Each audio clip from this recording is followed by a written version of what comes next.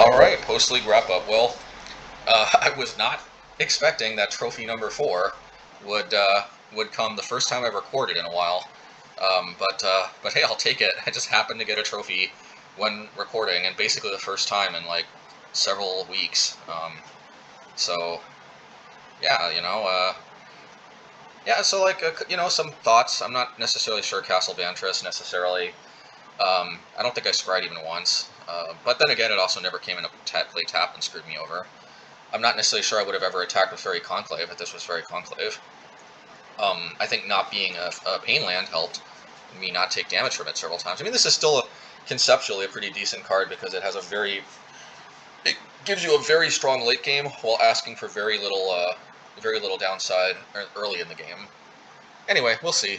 I've played it before and I've liked it. We'll see how the format goes. Tideshaper, I mean, solid card. It's not busted or anything, but extremely solid. It's another Spreading Seas effect on a body.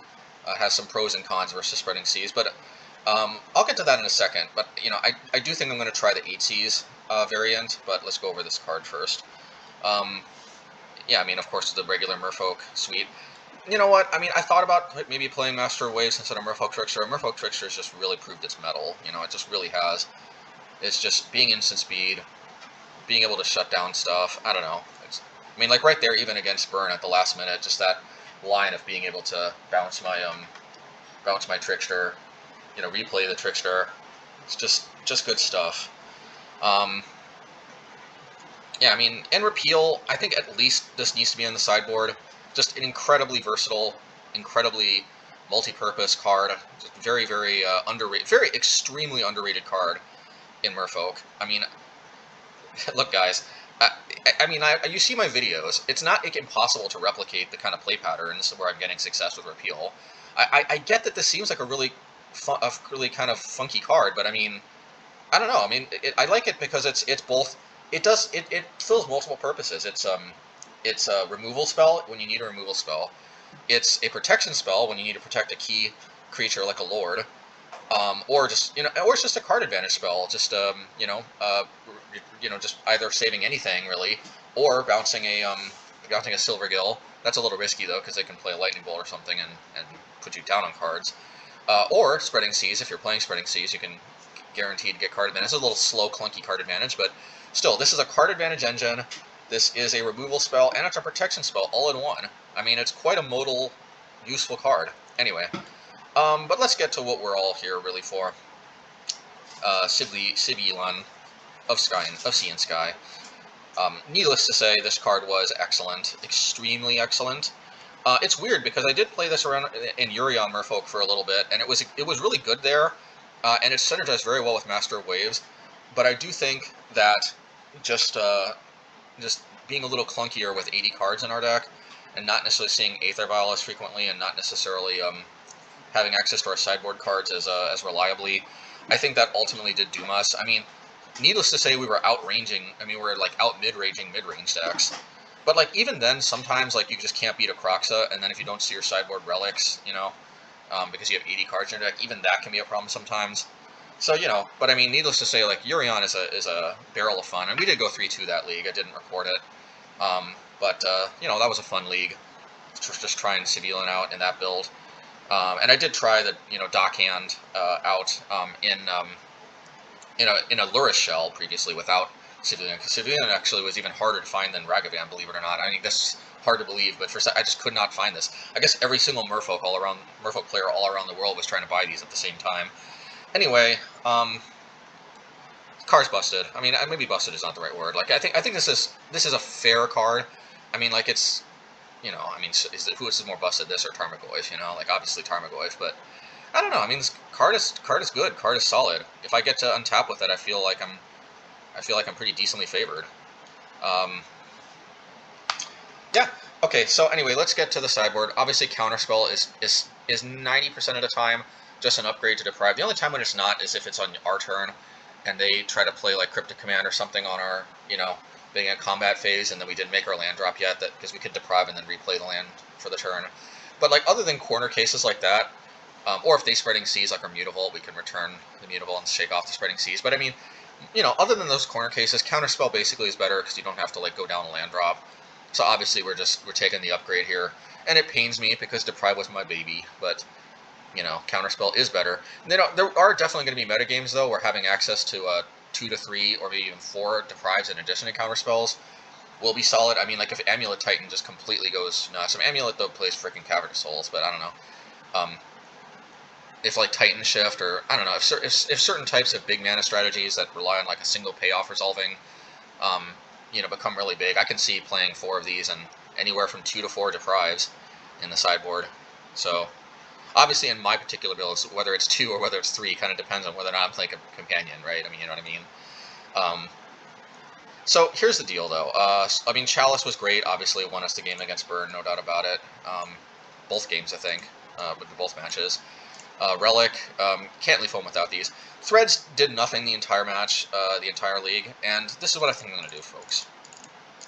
This is what I think I'm going to do. I'm not ditching Repeal entirely. It's just moving this to the sideboard, and our old, not spreading, and our old pal Spreading Seas. Let me just make 1 second, make sure I've got a screenshot here before I made the changes. Oops, that was my recording.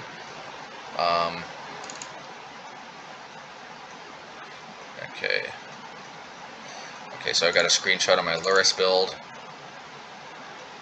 Got a screenshot of my Urion build. Maybe I'll share these other builds that I tried. Alright, so anyway, so actually before I make these changes, let me get a screenshot of my, excuse me, I apologize. For some reason I thought I already had a screenshot, because this is what I'm going to tweet. So, alright, got my screenshot of this build. Yeah, and then what I'm going to do next league, which I may or may not record, is I'm gonna move the Repeals to the sideboard. Repeal is still a good card, don't worry. It's still gonna do Repeal things for us. But I am going to try to play an 8Cs variant. This just allows me to be a little more proactive, and sometimes we can like island screw them. I mean, you know, color screw them. It is possible. I mean, it's, you know, yeah, I don't know. Spreading Seas has just been one of the marquee cards in the past. Now I know it's even I concur with Nikachu. Spreading Seas is definitely like seen better days, but I still think it may still be one of the best cards in the deck. I've still liked it whenever I've seen it for the most part, whether it's Luris builds or this, or you know, non-Luris builds or whatever. So plus, like I said, it does kind of synergize with Tideshaper, because you can play Tideshaper on turn 1, Spreading Seas on turn 2, and then you can enable the Tideshaper Island ability. It's not like the most insane combination either, but also it can just combine to mana screw the opponent. I don't know. Yeah, I don't know. The other possibility is we could move Repeal back in the main and then put Spreading Seas on the side. I could see that being a possibility, but I'm gonna try to 8Cs them game 1. There are some matchups where Repeal is kind of clunky too, like combo decks, for example. And Spreading Seas, like playing like a mono blue mini Ponza deck. I mean, we don't have that many Ponza elements, but this is like legit, kind of like a mini Ponza type thing we got going on. Anyway, it might seem weird to mix it up a little bit after I just trophied, but you know, I could always go back to the other version. I do want to try this out. Hopefully, I can record it, but if I feel the need to test out a little bit before I record, then you know, that'll be that. But hey, I mean, look, at the end of the day, I think mission accomplished as far as seeing if Svyelun makes the cut. Now, I mean, I say that a little tentatively because I do still like my Luris build. Then again, it's been a while since I've trophied with the Luris build, so I could definitely see myself being on this for a while. I just can't get over the fact that like I'm literally missing out on a companion just to play one card. But this is such a good card, though. It is. It's such a good card. Alright, anyway, till next time, folks, if you like this content, like and subscribe. You know, click the bell icon for regular notifications, and, you know, do leave a like. The like hopefully will really boost me, and I'm actually getting close to 1,000 subscribers, believe it or not. I can't believe it. I mean, But for the most part, I've literally just been kind of uploading some random games here and there that I kind of, you know, yeah, I don't know what to say, guys. Like, I'm really beside myself. Thank you, everybody, so much.